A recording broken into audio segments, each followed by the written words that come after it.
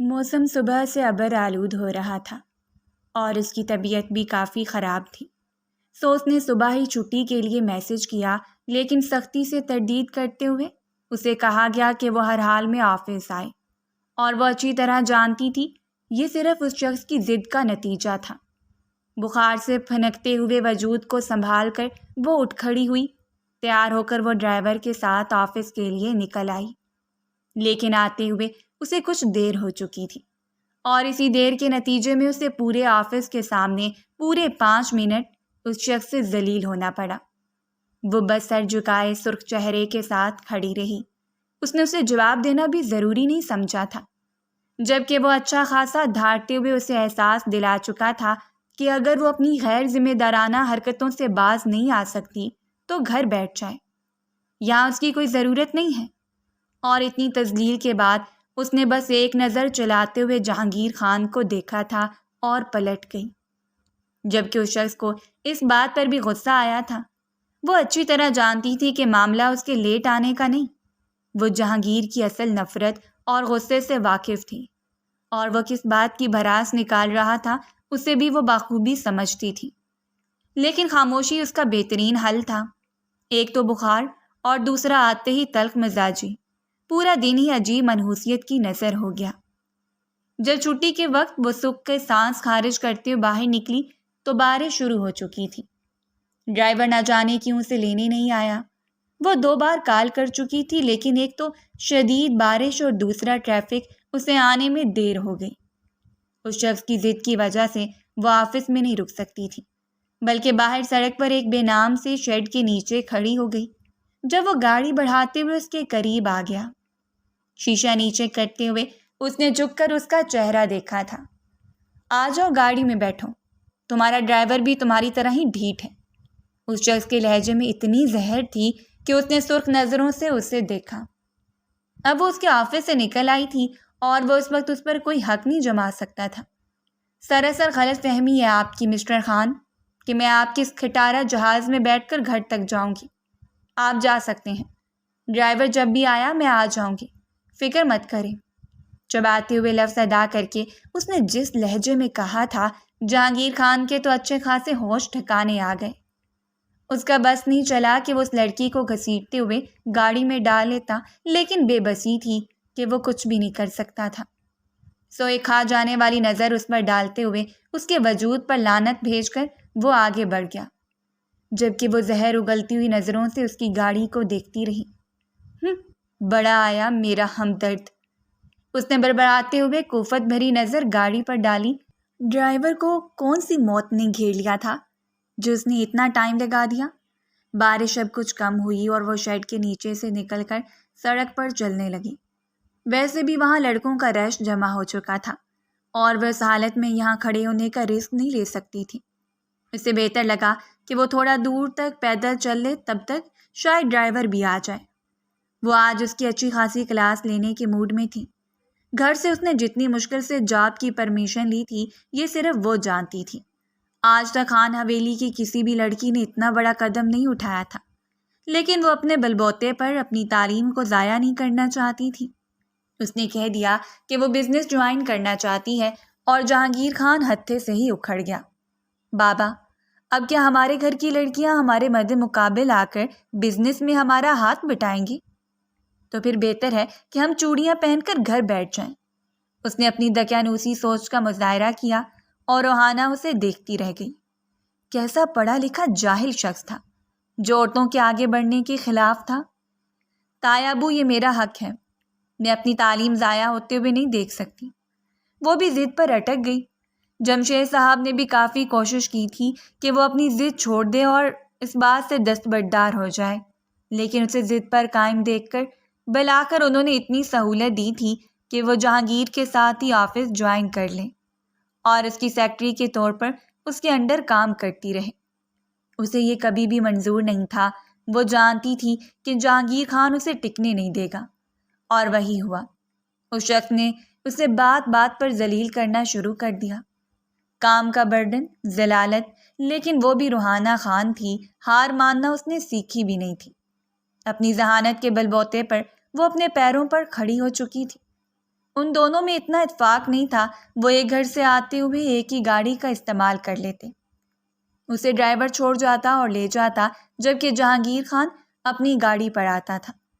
Office میں کسی کو اس بات کی بھنک بھی نہیں تھی کہ وہ جہانگیر خان کی کزن ہے یا وہ دونوں ایک ہی فیملی سے بلانگ کرتے ہیں، اور نہ ہی وہ اسے کبھی اتنی عزت دیا کرتا تھا۔ روحانہ کو بھی اس کی موجودگی، اس کے رویے اور اس کے اعتراضات سے ذرا برابر فرق نہیں پڑتا تھا۔ اسے اگر فرق پڑتا تھا تو اپنی عزت، اپنے کردار اور اپنے مقام سے، اور اس نے سوچ لیا تھا کہ وہ ایک دن جہانگیر خان سے بڑا مقام حاصل کر کے رہے گی۔ اب یہ تو مقدر کے حوالے تھی کہ مقدر اسے کتنا ذلیل رسوا کرنے والا تھا، وہ بھی جہانگیر خان کے ہاتھوں۔ کچھ ہی دور پیدل چل رہی تھی کہ ایک بار پھر برسات کی وہ جھڑی لگی کہ وہ مکمل طور پر بھیگ گئی۔ ارد گرد کوئی محفوظ پناہگاہ بھی نہیں تھی، اور اس کے بھیگے ہوئے کپڑے مسلسل اس کے جسم کے ساتھ چپکے ہوئے تھے۔ شال اپنے جسم کے ارد گرد لپیٹتی تھی، وہ خود کو غیر محفوظ محسوس کر رہی تھی۔ آتے جاتے لوگوں کی نظریں اس پر پڑ رہی تھیں۔ وہ حسین تھی، اور اس وقت اس کا بھیگا بھیگا حسن نہ جانے کتنے لوگوں کی توجہ کا مرکز بنا ہوا تھا۔ وہ آدھے راستے پر پہنچا تھا جب اسے پتہ چلا کہ وہ فائل تو آفس میں ٹیبل پر ہی بھول کر آ رہا ہے۔ ایک دم گاڑی روکتے ہوئے اس نے کوفت سے سوچا تھا، اس وقت تک چوکیدار بھی چلا گیا ہوگا اور اسے اب واپس جانا پڑے گا۔ وہ فائل بہت ضروری تھی، وہ رات اسے تفصیلاً دیکھنا چاہتا تھا، اور صبح اس کی میٹنگ میں شاید ضرورت پڑ جاتی، اسی لیے اسے گاڑی واپس موڑنا پڑی۔ اس وقت وہ کسی کو بھی تکلیف میں نہیں ڈالنا چاہتا تھا، بس ابھی تھوڑا ہی سفر طے کیا تھا، وہ واپس جا کر فائل اٹھا لیتا اور پھر گھر چلا جاتا۔ یہ کوئی ایسا مشکل کام نہیں تھا۔ ابھی وہ آفس سے تھوڑا ہی دور تھا جب اسے وہ سڑک پر آتی ہوئی دکھائی دی، اور اس نے آنکھیں سکیڑتے ہوئے اسے دیکھا۔ وہ نظروں کا دھوکہ نہیں تھا، وہ وہی تھی، سفید رنگ کے کرتے میں بھیگا ہوا سراپا اور کندھوں پر ڈالی ہوئی شال۔ وہ اس وقت مکمل بھیگی ہوئی تھی، شاید ڈرائیور ابھی تک نہیں پہنچا تھا، اور وہ ابھی تک سڑک پر بھیگتی چلی آ رہی تھی۔ اس کی حالت اور ارد گرد موجود لوگوں کی نظریں دیکھتے ہوئے اسے شدید غصہ آیا۔ اس کے قریب گاڑی کھڑی کرتے ہوئے اس نے زہر بھری نظروں سے اسے دیکھا تھا۔ جب وہ پلٹ کر جہانگیر کو دیکھنے لگی، چہرے پر عجیب سی شرمندگی پھیل گئی۔ ابھی کچھ دیر پہلے ہی اس نے جہانگیر کو بڑی رعونت سے کہا تھا کہ ڈرائیور اسے لینے آ رہا ہے اور وہ گھر چلی جائے گی، لیکن اس وقت وہ سڑک پر بے یار و مددگار کھڑی تھی۔ اسے ڈرائیور پر جی بھر کر غصہ آ رہا تھا، جس نے آج اسے اچھا خاصا ضلالت میں ڈال دیا تھا۔ گاڑی میں آ کر بیٹھو، اس نے کچھ اس طرح کے لہجے میں کہا تھا کہ وہ بغیر وقت ضائع کیے سر جھکا کر دوسری جانب آ کر بیٹھ گئی، جبکہ اسے پچھلی سیٹ پر بیٹھتے دیکھ کر وہ دھاڑا تھا۔ آگے آ کر بیٹھو، تمہارا ڈرائیور نہیں ہوں میں۔ شاید کوئی اور وقت ہوتا تو وہ ایک بار پھر جہانگیر خان کے مقابلے میں کھڑی ہو جاتی، لیکن اس وقت اس کی حالت بہت عجیب تھی۔ اسے خود اپنی حالت سے شرمندگی ہو رہی تھی، اور دوسرا اس وقت اسے مدد کی بھی ضرورت تھی۔ اس نے سر اٹھا کر جہانگیر کا چہرہ نہیں دیکھا تھا، لیکن وہ بغیر دیکھے بھی جان سکتی تھی کہ جہانگیر اس وقت شدید غصے میں ہے۔ اس کے باریک کرتے سے چھلکتی ہوئی اس کی رعنائیوں پر ایک نظر ڈالنے کے بعد جہانگیر خان نے رخ موڑ لیا۔ اس کا تعلق پٹھان قبیلے سے تھا۔ اس کی غیرت کبھی بھی گوارا نہیں کر سکتی تھی کہ وہ اس کے گھر کی عزت ہوتے ہوئے یوں سڑکوں پر خوار ہوتی پھرے، وہ بھی اس حلیے میں۔ واپسی کا راستہ کٹتے ہوئے پتہ ہی نہیں چلا وہ ریش ڈرائیونگ سے حویلی واپس آیا تھا، اور آتے ہی اس کی جانب سے دروازہ کھول کر اسے گھسیٹتے ہوئے نیچے اتار لیا۔ یہ کیا طریقہ ہے؟ جہانگیر خان چھوڑے مجھے۔ اس نے اپنی نازک سی کلائی کو اس کی آنی گرفت سے چھڑوانا چاہا، جبکہ وہ اسے گھسیٹتے ہوئے اندر لے جا رہا تھا، اور پھر لاؤنج میں جاتے ہی اسے جمشید خان کے سامنے پھینک دیا۔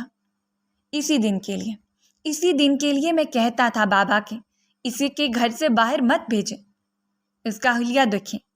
جبکہ اس نے شرمندہ ہو کر جلدی سے شال کو اپنے ارد گرد لپیٹ لیا۔ جمشید خان حیرت سے اسے اور جہانگیر خان کے چہرے کو دیکھ رہے تھے۔ انہیں اندازہ نہیں ہو رہا تھا کہ آخر ہوا کیا ہے۔ کیا اس کے وجود کے دیکھتے ہوئے آپ کو گھن نہیں آ رہی؟ آپ کا سر شرم سے نہیں جھک رہا؟ اس نے ہماری عزت کو سڑکوں پر رول دیا ہے۔ وہ اٹھ کھڑی ہوئی۔ یہ کیا طریقہ ہے بات کرنے کا جہانگیر خان؟ وہ زور سے پھنکاری تھی اور جہانگیر نے دھاڑتے ہوئے اس پر ہاتھ اٹھایا۔ خبردار، اگر تمہاری آواز نکلی تو تمہاری زبان میں گدی سے کھینچ لوں گا۔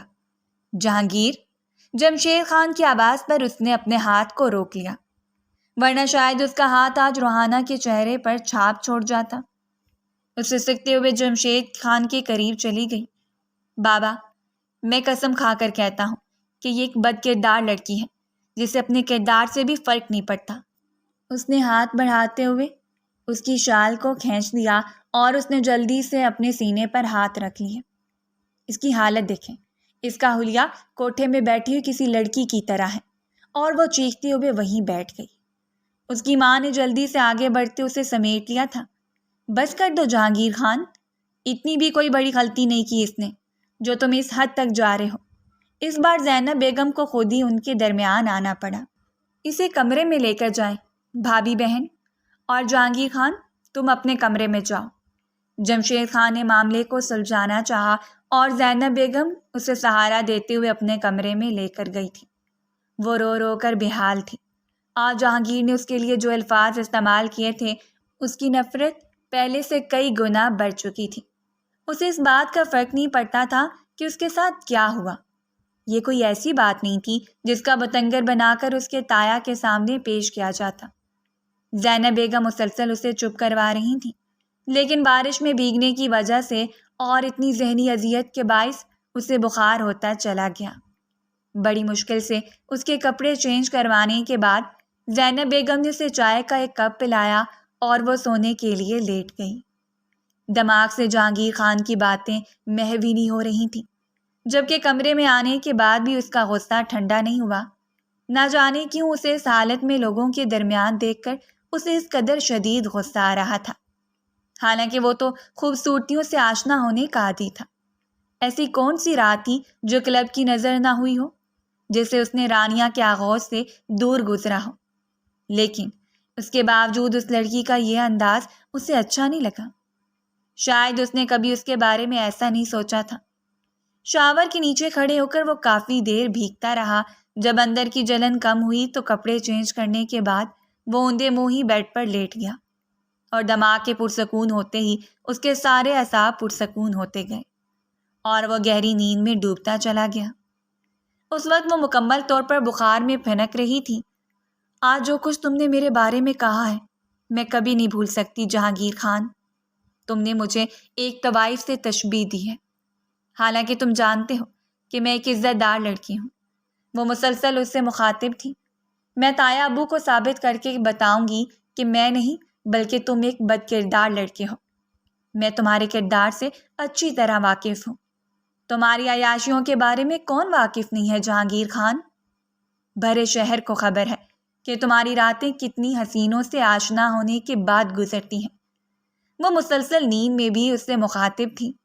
اس کے ذہن میں یہی منصوبہ سازی چل رہی تھی کہ اسے ہر حال میں جہانگیر خان کو غلط ثابت کرنا تھا، اور اس نے اپنے ذہن میں ایسا خطرناک منصوبہ بنا لیا تھا جس پر عمل کرنے کے بعد اس نے جہانگیر کے کردار کو پوری حویلی کے سامنے لے کر آنا تھا، اور تب اسے احساس ہوتا کہ کسی کے کردار کے چھیترے اڑا دینا کسے کہتے ہیں۔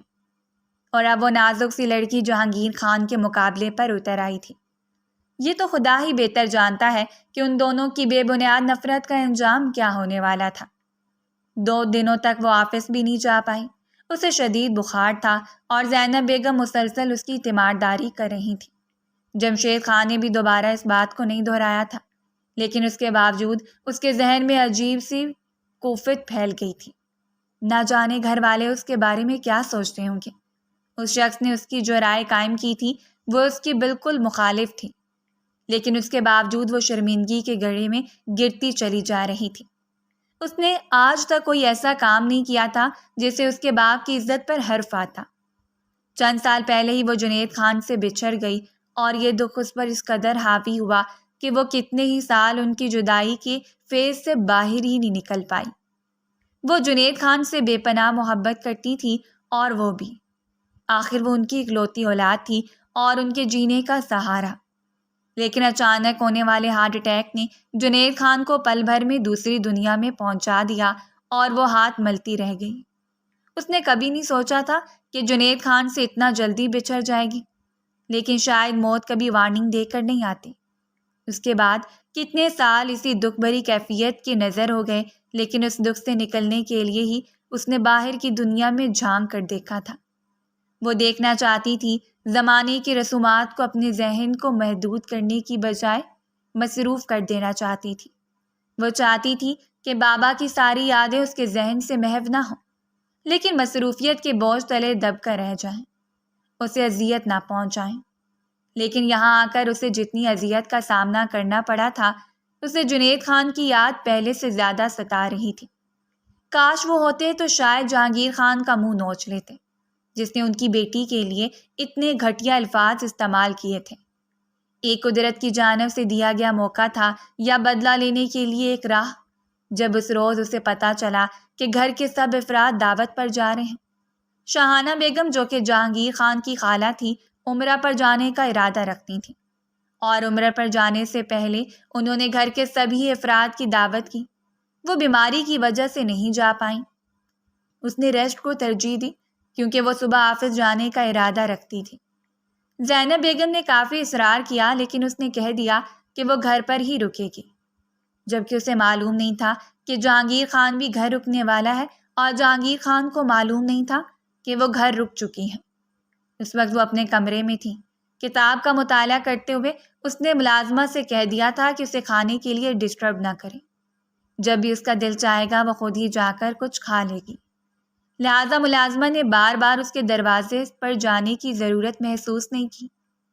جہانگیر کو تھوڑا سا کام تھا۔ کام کرنے کے بعد اسے رانیہ کی کال آ گئی، اور اس نے رانیہ کو باتوں باتوں میں ہی بتا دیا کہ گھر کے سبھی افراد چلے گئے ہیں، گھر پر صرف ملازمین ہیں، اور رانیہ چہک اٹھی۔ تو پھر ایسی صورتحال میں میرے بنا گزارا کیسے ہو رہا ہے؟ اس نے ٹھلاتے ہوئے کہا تھا، اور جہانگیر کے چہرے پر مسکراہٹ بکھر گئی۔ اب جب تک تمہیں اپنی آغوش میں جائز طریقے سے نہیں لے آتے، تمہارے بغیر گزارا ہی کرنا ہے، اس نے صوفے کی پشت سے ٹیک لگاتے ہوئے خاص رومانوی انداز میں کہا تھا۔ چلے، جو آپ کی مرضی، لیکن ہم بات چیت تو کر سکتے ہیں، ایک ساتھ وقت تو گزار سکتے ہیں۔ اس نے ایک نئی فرمائش کر دی، اور جہانگیر کو خاموش ہونا پڑا۔ ٹھیک ہے، کچھ دیر کے لیے گھر آ جاؤ، اس نے پہلی بار اجازت دی تھی، اور رانیہ خوشی سے پھولے نہیں سما رہی تھی۔ ٹھیک ہے، ڈرائیور کو بھیجو، میں ابھی آ رہی ہوں۔ اور جہانگیر نے ڈرائیور بھیج دیا۔ کچھ ہی دیر کے بعد وہ حویلی میں آتے ہوئے سیدھا جہانگیر کے کمرے کی جانب گئی۔ اندر داخل ہوتے ہی وہ جہانگیر کے سینے سے چمٹ گئی۔ میں اتنا ایکسائٹیڈ تھی تمہارا گھر دیکھنے کے لیے، اور فائنلی آج میں نے دیکھ ہی لیا۔ سب کچھ کتنا شاندار ہے جہانگیر۔ وہ مڑ مڑ کر سب کچھ دیکھ رہی تھی، اور جہانگیر اس کی خوشی سے دمکتے ہوئے چہرے کو مسکراتے ہوئے دیکھ رہا تھا۔ رانیہ نے کمرے کا دروازہ بند کرتے ہوئے خود کو جہانگیر کی باہوں میں دے دیا۔ اب میں آپ سے جی بھر کر باتیں کروں گی، اتنی باتیں جتنی میرے دل میں ہیں۔ اور جہانگیر نے اس کی خوبصورت چہرے کو خوبصورت نظروں سے دیکھا تھا۔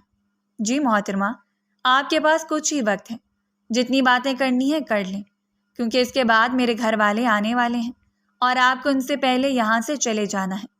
اس کے قریب بیٹھتے ہوئے وہ اسے بلا وجہ چپک کر باتوں میں مشغول تھی، اور جہانگیر انہماک سے اس کی باتیں سن رہا تھا۔ وہ کافی دیر کتاب کا مطالعہ کرتی رہی۔ جب کچھ دیر کے بعد اسے بھوک کا احساس ہوا تو وہ کچن میں چلی آئی، جہاں ملازمہ جوس تیار کر رہی تھی۔ اس نے اجنبیت سے ملازمہ کو دیکھا۔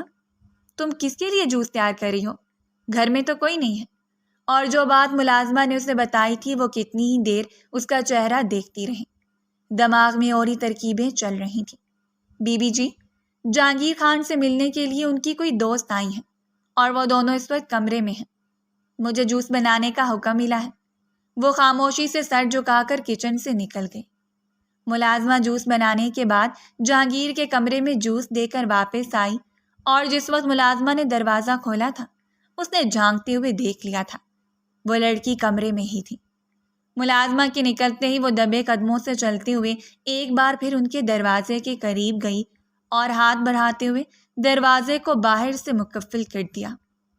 اسی وقت وہ اپنے کمرے میں آئی، اور کمرے میں آتی اس نے موبائل نکال کر تایا کو کال کی تھی۔ تایا ابو، جلدی سے حویلی واپس آ جائیں، مجھے آپ سے بہت ضروری بات کرنی ہے۔ وہ اتنی تیزی میں تھی کہ جمشید خان کو خدشات نے گھیر لیا۔ سب خیریت تو ہے نا؟ انہوں نے فکر مندی سے پوچھا تھا۔ جی جی، سب خیریت ہے، پلیز آپ جلدی سے آ جائیں، اور ماما اور تائی کو بھی ساتھ لے کر ہی آئیں، آپ سے بہت ضروری بات کرنی ہے۔ اور جمشید خان نے کال کاٹ دی۔ وہ وہاں سے نکل آئے تھے۔ وہ چمکتی ہوئی آنکھوں سے سینے پر بازو لپیٹے ان کے کمرے کے بند دروازے کو دیکھ رہی تھی۔ اس نے اتنی احتیاط سے دروازہ باہر سے بند کیا تھا کہ اندر بیٹھے نفوس اندازہ ہی نہیں لگا پائے کہ وہ کس جال کا شکار ہو چکے ہیں۔ جہانگیر خان کے قریب آ کر اس سے باتیں کرتے ہوئے رانیہ اسے اپنی جانب متوجہ کر رہی تھی۔ اس نے جان بوجھ کے شرٹ کے 2 بٹن کھول دیے اور جہانگیر کے بے حد قریب ہوتے ہوئے اس کے احساسات کا امتحان لے رہی تھی۔ بار بار اس کے سینے پر ہاتھ پھیرتے ہوئے وہ اسے اپنی موجودگی کا احساس دلاتی، جبکہ جہانگیر اب بھی اسے باز رکھنے کی کوشش میں تھا۔ لیکن کب تک؟ آخر وہ مرد تھا اور اس وقت وہ دونوں اکیلے تھے۔ رانیہ جس وقت اس کے سینے سے جا لگی، اس نے بھی ہار مانتے ہوئے بازو اس کی پشت پر باندھتے ہوئے اسے مزید اپنے قریب کر لیا اور نرمی سے اس کے لبوں کو چھو لیا۔ ان کے جسم میں انگارے پھیلنے لگے۔ رانیہ نے مزید اصرار کیا لیکن وہ بھی انکار کر رہا تھا۔ جب دھڑام سے کمرے کا دروازہ کھلا اور آنے والی ہستی کو دیکھ کر وہ وہیں سن کھڑا رہ گیا۔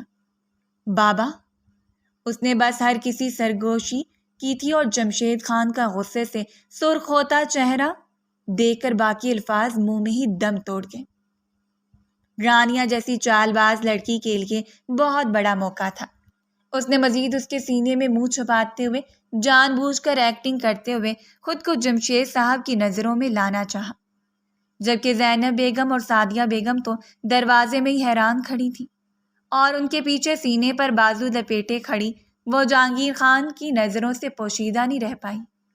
اس کے چہرے پر پھیلی ہوئی طنزیہ مسکراہٹ، آنکھوں کی چمک، اور اسی پل بھر میں اندازہ ہو گیا کہ کھیل کس کی جانب سے کھیلا جا رہا ہے، اور وہ بری طرح سے اس کھیل کا شکار ہوا تھا۔ جمشید خان کے تھپڑ نے اس کے چہرے کو سرخ کر دیا۔ زندگی میں پہلی بار تھا جب جمشید خان نے اس پر ہاتھ اٹھایا تھا اور پھر گھسیٹتے ہوئے اس لڑکی کو دور کر دیا۔ ابھی اور اسی وقت اس حویلی سے چلی جاؤ۔ یہ نہ ہو کہ حویلی کو تمہارے آنے کی خبر ہو لیکن تم اس حویلی سے جاتا ہوا کوئی نہ دیکھے۔ جمشید خان کے لہجے میں اتنی سختی اور دھمکی تھی کہ وہ فوری طور پر اپنا بیگ اٹھاتے ہوئے رفو چکر ہو گئی۔ تایا کے گھر میں آتے ہی وہ سب سے پہلے اسے جہانگیر کے کمرے کی جانب لے کر گئی تھی۔ آج اس نے رنگے ہاتھوں اس شخص کو پکڑوا کر بد کردار ثابت کر دیا تھا ان سب لوگوں کی نظروں میں جن لوگوں کی نظروں میں وہ کل اسے بد کردار کہتے ہوئے اس کی عزت کی دھجیاں اڑا چکا تھا۔ وہ قدم قدم اٹھاتے ہوئے اس کے بالکل سامنے آ کر کھڑی ہو گئی۔ اب اس حوالے سے آپ کیا کہیں گے جہانگیر خان؟ کل تک تو آپ ایک معصوم اور عزت دار لڑکی کے کردار کی جانب انگلی اٹھا رہے تھے، اب اپنے کردار کی بات آئی تو آپ کا کیا کہنا ہے؟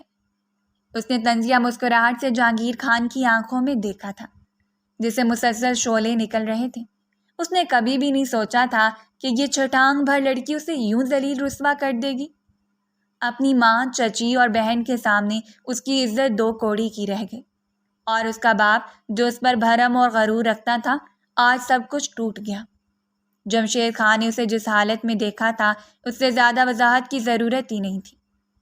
اس رات وہ جمشید خان کے کمرے میں آیا اور آتی ان کے پیروں میں بیٹھ گیا۔ بابا، مجھے معاف کر دیں لیکن میرا ایسا کوئی ارادہ نہیں تھا۔ آپ یقین کریں کہ میں آج تک اس لڑکی کے ساتھ ناجائز تعلقات میں ملوث نہیں ہوں۔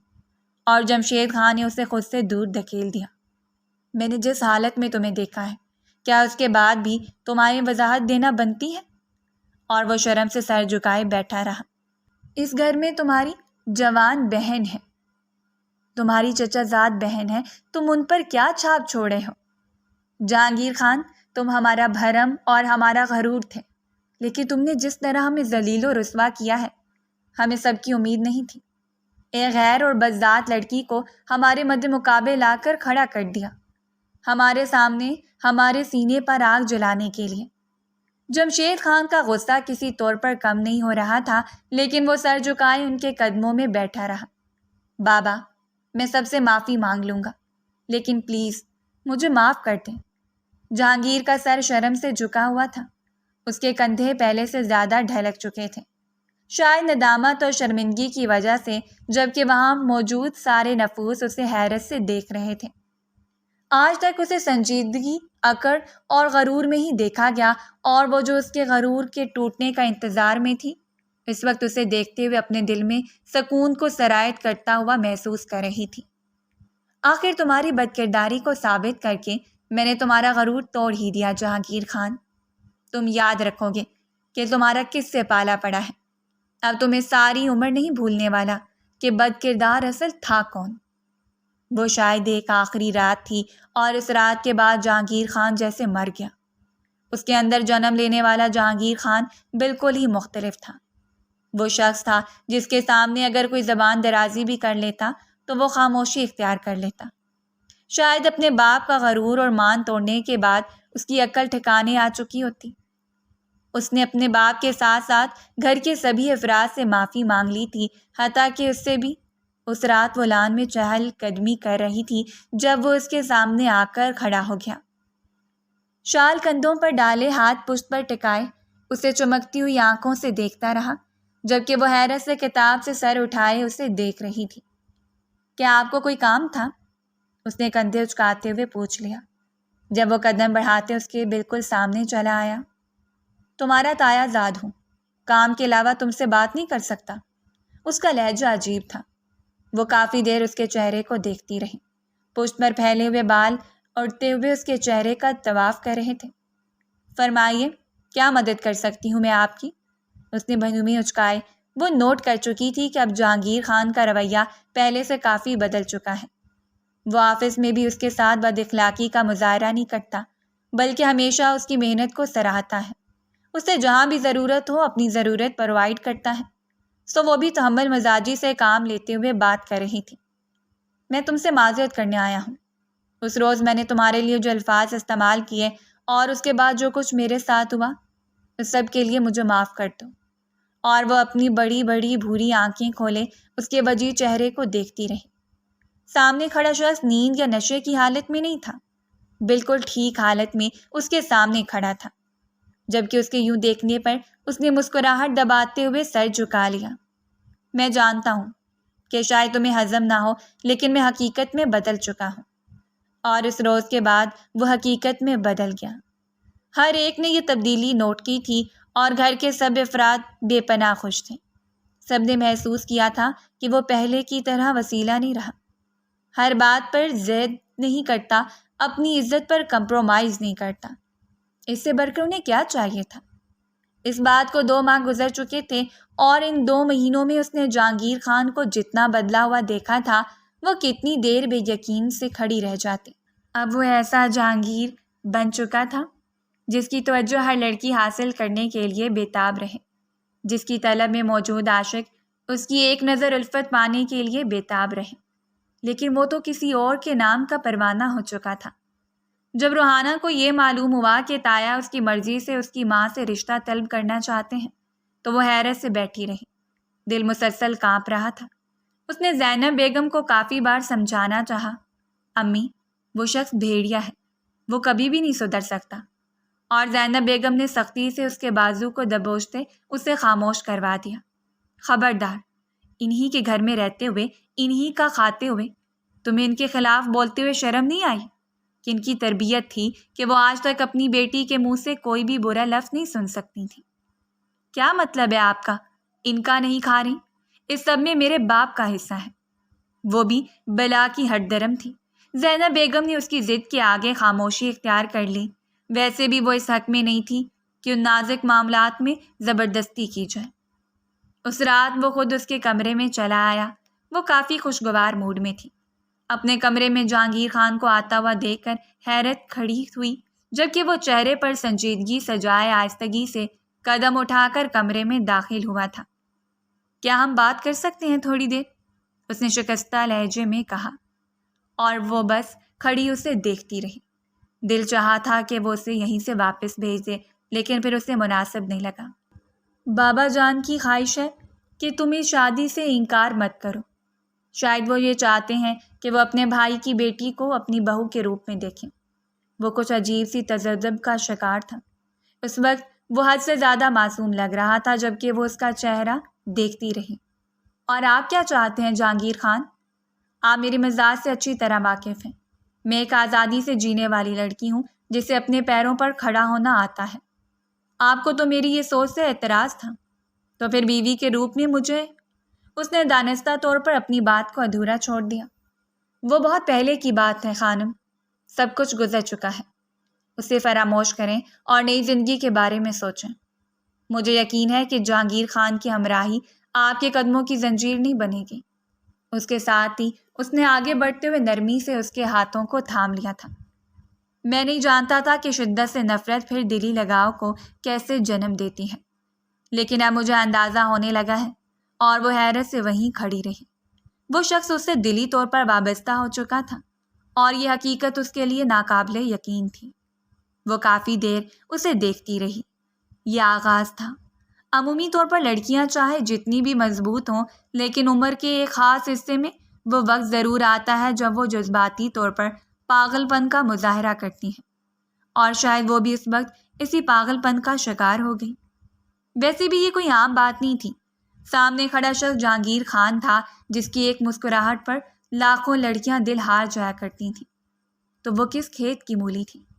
اس نے صرف 2 بار قدم بڑھائے اور پھر وہ اس کی جانب راغب ہونے لگی۔ آہستہ آہستہ اس کے بارے میں سوچنے لگی اور حالات اس کے بس سے نکلتے چلے گئے۔ اس نے خود کو ہمیشہ مضبوط رکھا تھا، لیکن نفرت کا وہ مصنوعی سا خول ٹوٹا تو محبت بھی اتنی شدت اختیار کر گئی۔ وہ جہانگیر خان کے نرم لہجے، اچھے رویے کی عادی ہو گئی، اور شاید یہ بات ہی اس کی زندگی میں قیامت خیزی لے کر اترنے والی تھی۔ اس روز اس نے تایا کو خود ہی اقرار کر دیا، جبکہ وہ شخص سر جھکائے بیٹھا رہا۔ مجھے جہانگیر خان سے شادی کرنے میں کوئی اعتراض نہیں ہے تایا ابو۔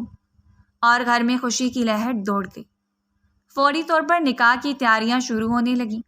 وہ سب لوگ اسی کے اقرار کے انتظار میں تھے، ورنہ ساری تیاریاں مکمل تھیں۔ جمشید صاحب تو یہی چاہتے تھے کہ ان کے بھائی کی یتیم بیٹی ان کے بیٹے سے منسلک ہو جائے۔ ایک طرف تو ان کی اچھائی کا بول بالا ہو، اور دوسری طرف گھر کی جائیداد گھر میں ہی رہ جائے۔ ان کی اپنی بھی ایک بیٹی تھی، جس کے لیے ابھی تک تو انہوں نے کچھ بھی نہیں سوچا تھا۔ اس کے بعد جہانگیر خان کا دوسرا فیصلہ بھی اس کے لیے حیرت کا باعث بنا، جب جہانگیر خان نے جمشید صاحب کے سامنے یہ شرط رکھی کہ وہ چاہتا ہے کہ ان دونوں کو علیحدہ گھر لے کر وہیں منتقل کیا جائے، کیونکہ وہ نہیں چاہتا کہ ان کی پرائیویسی ڈسٹرب ہو۔ ویسے بھی وہ اپنی زندگی کی شروعات بہتر طریقے سے کرنا چاہتے ہیں، جس میں کسی کی مداخلت نہ ہو۔ اس کی ماں حیرت سے اس کا چہرہ دیکھتی رہی۔ یہ کوئی نئی شادی نہیں ہے جہانگیر خان، تم اسے کچھ زیادہ ہی رنگ دینے کی کوشش کر رہے ہو۔ امی جان، یہ میری زندگی ہے، میں اور روحانہ اسے بہترین انداز میں گزار سکتے ہیں۔ مجھے لگتا ہے کہ یہاں کے رسم و رواج، یہاں کے اصول اور یہاں کی دیواریں ہماری زندگی میں دشواریاں پیدا کریں گی۔ اسے اپنی بات منوانے کا ہنر تھا، اور اس نے وہ بات بھی منوا لی۔ بالآخر وہ دن بھی آ گیا جس دن وہ عروسی لباس میں اس کی دلہن بنے بالکل تیار بیٹھی تھی۔ چہرے پر عجیب سے رنگ جگمگا رہے تھے۔ ہاتھوں پر خوبصورتی سے سجی ہوئی مہندی میں جگمگاتا ہوا اس کا نام ایک الگ ہی حیثیت رکھتا تھا۔ وہ کتنی دیر اپنی ہاتھوں کو دیکھتی رہی۔ کیا تھا اور آج وقت کیا سے کیا ہو گیا۔ اس نے سوچ لیا تھا کہ وہ جہانگیر خان کے ماضی کو نہیں دہرائے گی۔ وہ کبھی بھی اس کی ذات میں جھانکنے کی کوشش نہیں کرے گی۔ وہ شخص اس کا ہے اور ہمیشہ اسی کا ہی رہے گا۔ ایک خوبصورت سی مسکراہٹ اس کے لبوں پر رقص کر رہی تھی۔ کچھ دیر کے بعد باہر پھولوں سے بنی ہوئی دیوار کی دوسری طرف اسے لا کر بٹھایا گیا، جبکہ وہ اپنی شاندار پرسنالٹی کے ساتھ دوسری جانب جم کر بیٹھا اپنی نظروں سے اسے دل میں اتارنے کی کوشش کر رہا تھا۔ اس نے بس جہانگیر پر ایک ہی نظر ڈالی اور پھر نظریں جھکا کر بیٹھ گئی۔ دل عجیب سے تذبذب کا شکار ہو رہا تھا۔ اس وقت اسے اپنے بابا کی یاد شدت سے ستا رہی تھی۔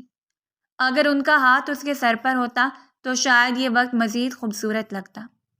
قاضی صاحب نے ایجاب و قبولیت کے مراحل پوچھتے ہوئے اس سے اقرار مندی چاہی، اور اس نے اقرار کر لیا۔ سر جھکاتی ہوئی اس نے اپنا سب کچھ جہانگیر خان کے حوالے کر دیا تھا۔ نکاح نامے پر دستخط کرتے ہوئے اس نے پوری ایمانداری سے اپنی ذات میں اس شخص کو شراکت داری دے دی جس کے بارے میں وہ کچھ بھی نہیں جانتی تھی۔ وہ نہیں جانتی تھی کہ وہ زندگی نبھانے میں کس قدر مخلص ثابت ہوگا۔ ابھی تک تو عجیب سے وسوسے اسے گھیر رہے تھے، لیکن پھر بھی اسی جہانگیر خان کی زبان اور اس کی ذات پر مکمل یقین تھا، اور یہ یقین اسے کب لے ڈوبتا اس بات کا کوئی اندازہ نہیں تھا۔ اس کی رخصتی اسی گھر میں ہوئی جو گھر جہانگیر خان نے پہلے ہی خرید رکھا تھا۔ یہ اس کی شرط تھی، اور اس کی شرط کے مطابق وہ حویلی سے رخصت ہو کر اس گھر گئی جہاں پر ساری تیاریاں پہلے ہی مکمل تھیں۔ اس کا پرتپاک طریقے سے استقبال کیا گیا۔ جمشید خان کی فیملی اسے لے کر وہیں گئے۔ پھولوں سے سجا ہوا کمرہ جس کی سیج دیکھنے والے کی آنکھوں کو خیرہ کر دیتی۔ سب کچھ اتنا خوبصورت تھا کہ دیکھنے والوں کی نظروں میں رشک اتر جاتا۔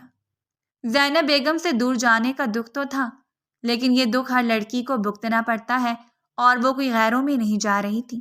اسے یقین تھا کہ جہانگیر کی جانب سے کوئی روک ٹوک نہیں ہوگی۔ وہ جب چاہے زینب بیگم کے پاس آ سکتی ہے، اور اس کا ارادہ تھا کہ وہ کچھ عرصے کے بعد انہیں بھی اپنے پاس بلا لے گی۔ رہی بات تایا اور تائی کی، تو وہ ان سے کبھی بھی اپنے تعلقات خراب نہیں کرے گی، کیونکہ وہ اس کے بعد کے رشتہ دار ہیں، اور اسے اپنے باپ سے منسلک ہر رشتے سے خاصی دلی وابستگی ہے۔ پھولوں سے سجی ہوئی سیج میں اس وقت وہ اپنے دل کو سنبھالے بیٹھی تھی جب کمرے کا دروازہ آہستگی سے کھلا اور وہ اپنی شاندار پرسنالٹی کے ساتھ اندر داخل ہوا۔ شیروانی نے اس کے حسن کو مزید چار چاند لگا دیے تھے۔ چمکتی ہوئی آنکھوں سے اس نے ایک نظر اسے دیکھا اور پھر اس کے سامنے آ کر بیٹھ گیا۔ اس وقت وہ جھک کر اس کا چہرہ دیکھ رہا تھا، دلچسپی سے کافی دیر اس کی جانب سے خاموشی کو نوٹ کرتے ہوئے۔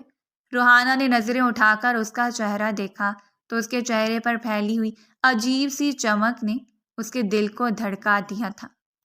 کیا ہوا؟ آپ کوئی بات نہیں کریں گے؟ اس نے آہستگی سے دہرایا، جبکہ ایک زوردار کہکے نے اس رات کی خوبصورتی کو ایک بھیانک رنگ دے دیا۔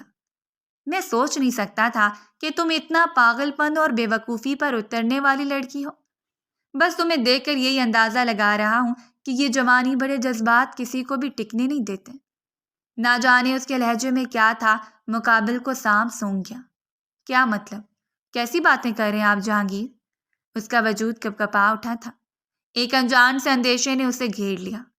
بالکل ویسی باتیں کر رہا ہوں جیسی تم سمجھ پا رہے ہو، بالکل تمہاری طرح منافقت میں ڈوبی ہوئی۔ نہیں، بلکہ اب مجھے منافقت کرنے کی کیا ضرورت ہے؟ وہ سب کچھ تو حاصل ہو چکا ہے جس کے لیے میں نے اتنا کھیل رچایا۔ ویسے تو میں داد دینی پڑے گی، جہانگیر خان کی ملٹی ٹیلنٹڈ ہونے میں کوئی شک نہیں ہے۔ وہ خود کو داد دے رہا تھا۔ ایک لڑکی کی زندگی اس کے ہاتھوں سے برباد ہوگی اور اسے کوئی دکھ ہی نہیں تھا۔ جب وہ ہونک بنی اس کا چہرہ دیکھتی رہی اور پھر آگے بڑھتے اس کا گریبان تھام لیا۔ اگر یہ مذاق ہے تو بہت بھیانک مذاق ہے جہانگیر خان۔ وہ چیخ پڑی تھی اور جہانگیر خان نے اسے گردن سے دبوچ لیا۔ خبردار، اگر تمہاری آواز اس کمرے کی دیواروں سے باہر گئی تو میں تمہاری زبان کاٹ کر کتوں کے آگے ڈال دوں گا۔ بہت شوق تھا نا تمہیں ہیرو بنتی کا؟ اب بھگتو۔ سب کی نظروں میں مجھے گرا کر تم ثابت کیا کرنا چاہتی تھی؟ میں گھٹیا کردار کا مالک ہوں، تو سن لو، یہی میرا کردار ہے، اور اب اسی کردار کے ساتھ تمہیں زندگی گزارنی ہے۔ میرے خیال میں یہ سزا تمہارے لیے بہترین ہے۔ اس سے بڑی سزا تو میں تمہارے لیے منتخب کر ہی نہیں سکتا۔ اور اس نے سچ کہا تھا، وہ رات قیامت خیز تھی۔ اس نے سوچا تھا کہ وہ جتنی خوبصورت ہوگی، اس نے اپنی زندگی میں اتنی خوبصورت رات کو تصور بھی نہیں کیا ہوگا، لیکن اور آج اتنی بھیانک تھی کہ اس کی نس نس میں زہر بن کر اتر گئی۔ میں تمہیں کبھی معاف نہیں کروں گی جہانگیر خان، تم نے مجھے توڑ دیا ہے۔ وہ اسے مکمل توڑتے ہوئے اپنی شدتیں اس کے جسم میں انڈیل کر واپس ہٹا تھا۔ جب وہ روتے ہوئے اسے مخاطب ہوئی اور وہ ایک پل کے لیے اس کی آنکھوں کو دیکھتا رہا۔ وہ حسین تھی، بلا شبہ اتنی حسین تھی کہ کوئی بھی اسے دیکھتا تو ایمان ڈگمگا جاتا، لیکن وہ کیا کرتا؟ آج تک چاہنے کے باوجود وہ اس کے لیے وہ جگہ بنا ہی نہیں پایا جو جگہ وہ ڈیزرو کرتی تھی۔ جس روز اس نے اسے گھر بھر کی نظروں میں گرا دیا تھا، اس نے اس روز ہی سوچ لیا تھا اور پھر اس نے وہ ڈرامہ رچایا جس کے بارے میں کوئی بھی تصور نہیں کر سکتا تھا۔ دیکھ لو، تمہارے اور میرے درمیان یہ راز راز ہی رہے گا۔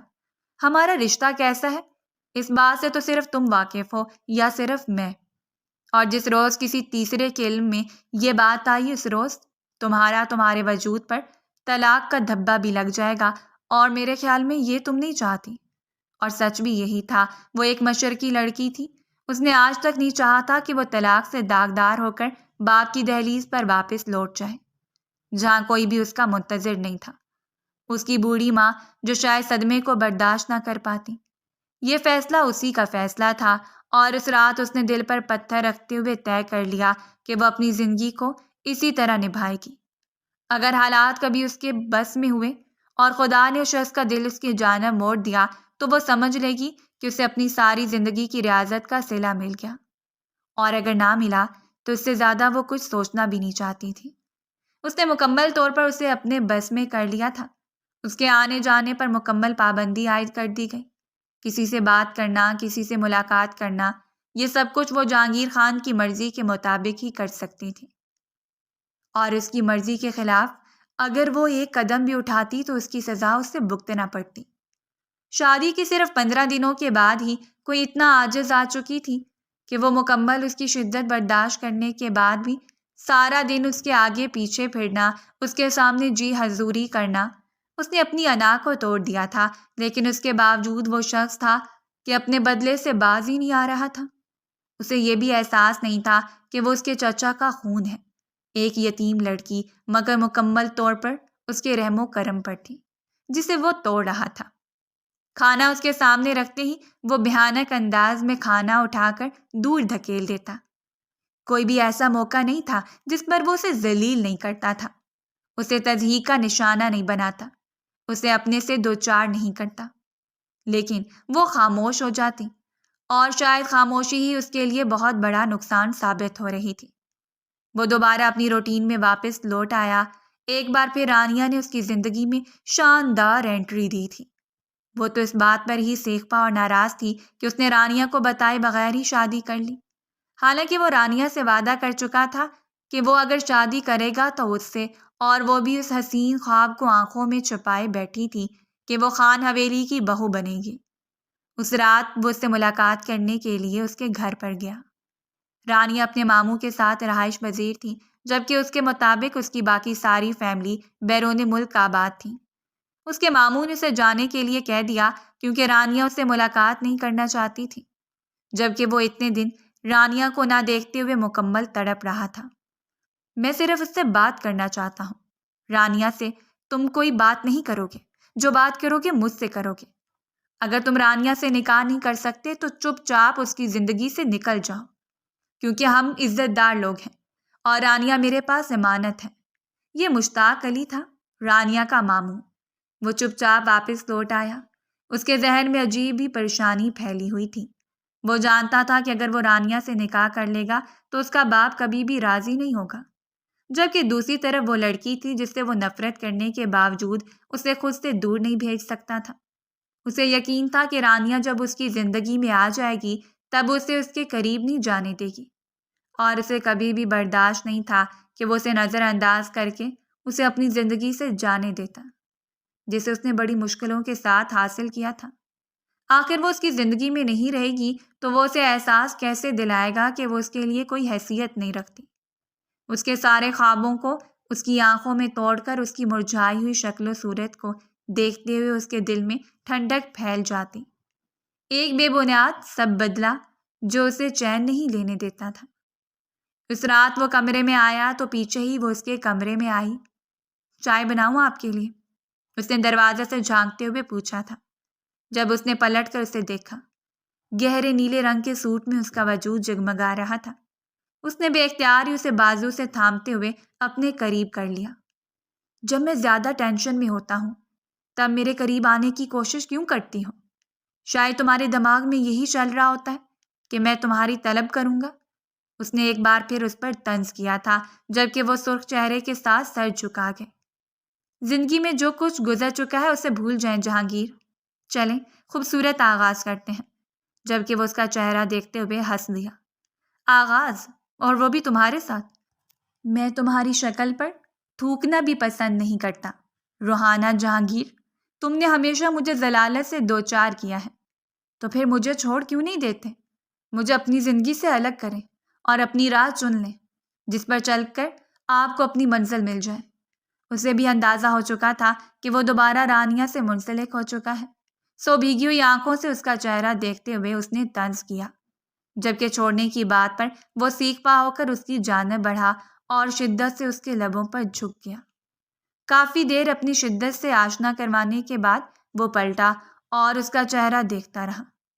آج تو میں نے تمہاری زبان سے یہ بات سن لی، اگر آئندہ بھی مجھے سننے کو ملی تو تمہاری گردن دبا دوں گا میں۔ اس نے بات ختم نہیں کی تھی، اس روز رانیہ کا سارا غصہ اس پر نکل گیا اور بالآخر وہ اس رات اس فیصلے پر آ کر اٹک گیا کہ اسے رانیہ سے نکاح کرنا تھا۔ وہ کسی بھی صورت رانیہ کو دھوکہ نہیں دے سکتا تھا، نہ ہی اسے دور رہ سکتا تھا۔ اس کی محبت تھی اور اس کے ساتھ 5 سال گزار چکا تھا۔ ایسا کیسے ممکن تھا کہ عین وقت پر اسے ہر چیز سے دستبردار کر دیتا؟ اس نے روحانہ کے سامنے بھی یہ بات کہہ دی اور روحانہ بس چپ چاپ گردن جھکائے اپنے آنسوؤں کو حلق میں اتارتی رہی۔ اس نے کتنا بڑا فیصلہ کیا تھا، اپنی زندگی کو بے مول کر دیا اس شخص کے لیے جو شخص اسے انسان بھی نہیں سمجھتا تھا، اور اب اس کے سامنے رونے گرگرانے کا کوئی فائدہ نہیں تھا۔ وہ چپ چاپ اٹھ کر چلی گئی۔ اگلے دن وہ ایک بار پھر مشتاق علی کے سامنے گیا۔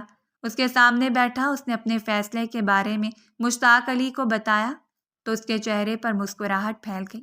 ٹھیک ہے، تمہارا جو بھی فیصلہ ہے رانیہ کو آگاہ کر دوں گا، لیکن اس وقت میری بچی بہت بڑے ڈرامہ سے گزر رہی ہے۔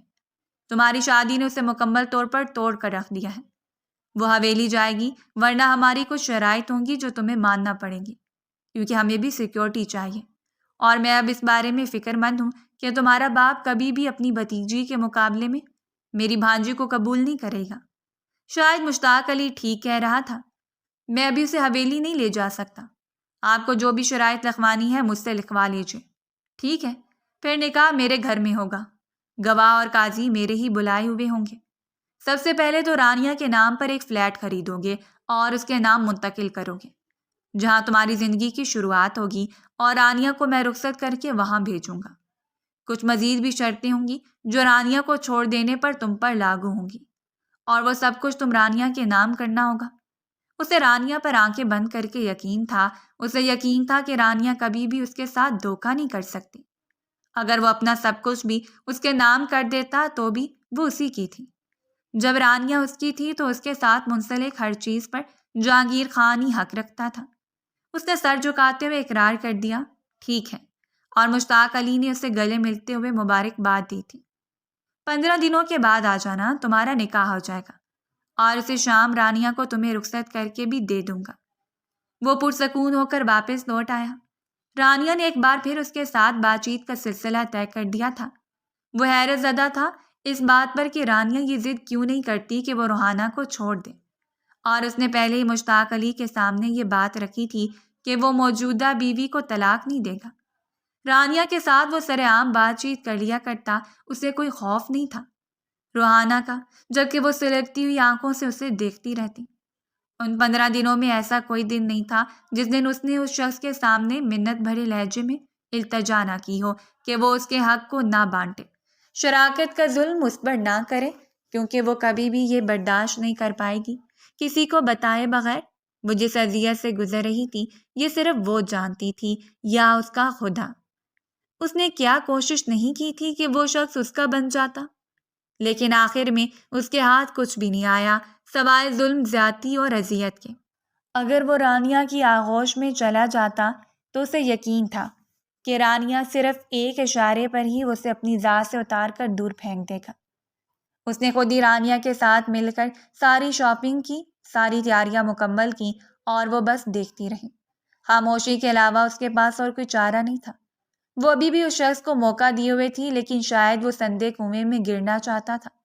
اسے زندگی سے وہ دردناک ٹھوکر کھانے کی خواہش تھی جس ٹھوکر کو کھانے سے پہلے زندگی ابھی بھی اسے منع کرتے ہوئے باز رکھنا چاہ رہی تھی۔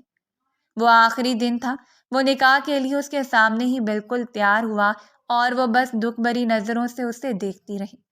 نہ جانے دل میں کتنے ارمان چوٹ گئے تھے اسے ایک مہم سی امید تھی کہ وہ واپس پلٹ آئے گا، اس کے ساتھ یہ زیادتی نہیں کرے گا۔ لیکن اس روز وہ مکمل تیار ہو کر جب دروازے سے جانے لگا تو وہ ایک بار پھر اس کے سامنے آ گئی۔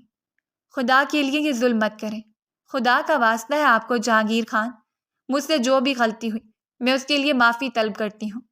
وہ جھکتی اس کے قدموں میں بیٹھ گئی، اس کے گھٹنوں پر سر رکھ کر وہ درد بڑی شدت سے رو پڑی تھی، جبکہ جہانگیر نے جھکتے ہوئے اسے اپنے سامنے کھڑا کر دیا۔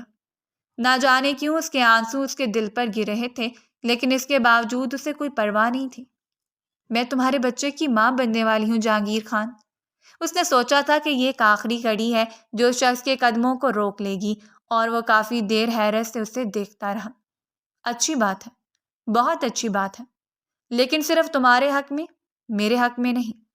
اگر یہ بچہ رانیہ کے پیٹ سے ہوتا تو شاید میرے لیے الگ مقام رکھتا ہے۔ یہ میری اولاد ہے اور ہمیشہ میری نظروں کے سامنے رہے گی، لیکن یہ مت سوچنا کہ یہ میرے پیروں کی زنجیر بن جائے گی۔ سوچ لو جہانگیر خان، یہ نہ ہو کہ پچھتاوا تمہارا مقدر بن جائے، یہ نہ ہو کہ کل تم لوٹنے کی کوشش کرو اور تمہاری ساری راہیں مکفل ہو جائیں۔ اور اس نے رونق سے مسکراتے ہوئے اس کا چہرہ دیکھا تھا۔ جہانگیر خان پر کم سے کم ایسا وقت تو ہرگز نہیں آئے گا۔ کہا جاتا ہے کہ بڑے بڑے بول اکثر خداوند کی ناراضگی کا باعث بنتے ہیں، اور شاید اس کی زبان سے بھی نکلے ہوئے کچھ الفاظ اسے آسمان کی وسعتوں سے زمین کی گہرائیوں میں گرانے والے تھے۔ اس روز مشتاق علی نے ساری تیاریاں مکمل کر لی۔ چند لوگوں کے درمیان ان کا نکاح ہوا۔ اس نے خود نکاح نامے پر سائن کیا اور پھر رانیہ کے ساتھ فلیٹ میں منتقل ہو گیا۔ وہ رات حد سے زیادہ خوبصورت تھی، اس نے کبھی بھی اس رات کی خوبصورتی کے متعلق گمان نہیں کیا تھا۔ رانیہ اس کی آغوش میں تھی، محبت بھرے لمحے، چاہت، جبکہ دوسری طرف وہ سلگتا ہوا وجود تھا جس کی آخری امید بھی ختم ہو گئی۔ اس روز وہ زیادہ برداشت نہیں کر سکتی تھی۔ اس نے چپ چاپ اپنے چند کپڑے اٹھائے اور چپ چاپ اس گھر سے ہمیشہ کے لیے نکل گئی، جس گھر میں آنے کے بعد اس میں صرف اذیتوں کو جھیلا تھا۔ اس نے دہلیز پر پلٹ کر ایک بار دیکھا تھا۔ اس نے کیا کچھ نہیں سوچا تھا کہ وہ جہانگیر خان کے ساتھ اپنی جنت کا آغاز کرے گی، لیکن شاید سب کچھ اس کے مقدر میں نہیں تھا۔ ہر ایک کو سب کچھ نہیں ملتا۔ وہ چپ چاپ لوٹ گئی، جبکہ وہ غیر کی پناہوں میں پوری رات پرمسرت رات گزارتا رہا۔ صبح وہ اٹھا تو رانیہ کمرے میں نہیں تھی۔ ایک مسکراہٹ اس کے چہرے پر بکھر گئی۔ شاید محترمہ بیوی ہونے کا حق ادا کریں ہیں جو اتنا جلدی اٹھنے کے بعد باہر بھی چلی گئی۔ فریش ہونے کے بعد وہ باہر آیا تو اسے دیکھ کر کافی حیرت ہوئی کہ وہ پورے فلیٹ میں موجود نہیں تھی۔ وہ بار بار اس کا نمبر ٹرائی کرتا رہا، لیکن نمبر لگ ہی نہیں رہا تھا۔ مجبوراً وہ گاڑی نکال کر اس کے ماموں کے گھر پہنچ گیا، اور وہاں جانے پر جو حقیقت اس کی منتظر تھی اس نے اس کے سر پر گویا بم پھوڑ دیا۔ اس وقت دن کے 12 بج رہے تھے اور وہ لوگ فجر سے پہلے یہ شہر چھوڑ کر چلے گئے تھے، اور اسی روز انہوں نے ملک چھوڑ کر بھی چلے جانا تھا۔ ملازم نے اسے آخری بار بتایا کہ رانیہ نے پیغام دیا ہے کہ اس کے پیچھے آنے کی ضرورت نہیں ہے۔ وہ نکاح نامہ سب کچھ نقلی تھے، وہ لوگ، قاضی، گواہ، وہ محبت بھرے دعوے۔ اس نے اتنا کچھ حاصل کر لیا تھا اس رات میں کہ اسے اور کسی چیز کی ضرورت بھی نہیں تھی۔ اور رہی بات رات گزارنے کی، تو اس نے نہ جانے کتنے حسین لمحات کیمرے کی آنکھ میں محفوظ کر لیے تھے۔ صرف چٹکی بجانے کی دیر تھی اور وہ بڑے شہر میں بدنام ہو جاتا۔ اس کے دل نے شدت سے خواہش کی تھی کہ کاش اس وقت رانیہ اس کے سامنے ہوتی اور وہ اس کے قدموں میں بیٹھ جاتا اور کہہ دیتا کہ اسے چھوڑ کر مت جائے۔ محبت اگر تزدیل پر اتر آئے تو روح بھی کانپ اٹھتی ہے، تو یہ تو مکافات تھا۔ تو حقیقت میں بہت کچھ لے کر اس کی زندگی سے نکل گئی۔ اس نے پیچھے کرنے کی کوشش بھی کی تھی، لیکن اس کے ہاتھ کچھ نہیں آیا، اور جس روز وہ روحانہ کے پاس پلٹا تھا اس روز اسے پتہ چلا کہ روحانہ تو اسی دن ہی اس کا گھر چھوڑ کر چلی گئی تھی۔ وہ حواس باختہ ہو کر حویلی گیا اور جمشید خان نے اسے دروازے پر ہی روک دیا تھا۔ اب تمہارے لیے حویلی میں کچھ نہیں بچا، انہی قدموں پر واپس لوٹ جاؤ۔ تم محبت میں خدا بن بیٹھے تھے، اور مجھے اس بات کا اندازہ نہیں تھا کہ میری پرورش میں اتنا کھوٹ تھا۔ وہ آج بھارے ہوئے تھے، ان کے چہرے پر وہ پہلی شان و شوکت نہیں تھی۔ انہیں سب کچھ بتا دیا گیا۔ میں صرف ایک بار روحانہ سے ملاقات کرنا چاہتا ہوں۔ اور جمشید خان نے اسے آواز دیتے ہوئے روحانہ کو وہیں بلا لیا۔ جو بات کرنی ہے میرے سامنے کرو۔ وہ اس کی جانب بڑھا تھا۔ روحانہ، تمہیں اسے مجھے چھوڑ کر نہیں جا سکتی، میرا بچہ۔ اس سے پہلے کہ وہ بات مکمل کرتا جب ایک زناٹے دار تھپڑ اس کے منہ پر جا پڑا۔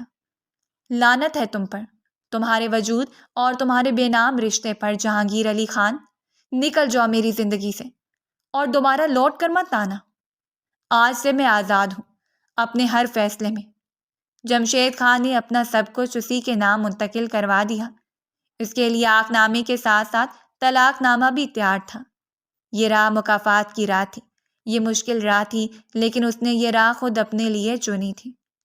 کبھی کبھار ہم دوسروں کی نفرت میں خود کو برباد کر جاتے ہیں، اور وہ ایک ایسا شخص تھا جس نے ایک بے نام سی نفرت میں سب کچھ برباد کر دیا۔